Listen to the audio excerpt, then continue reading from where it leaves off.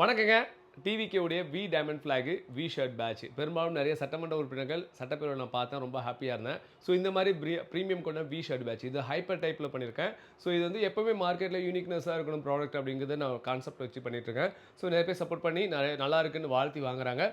Direct கஸ்டமர்ஸும் வராங்க. இது 4 சைடுமே கோல்டு ஃப்ரேமில் பண்ணியிருக்கேன். இது வந்து ஷைனிங்காக இருக்கும்.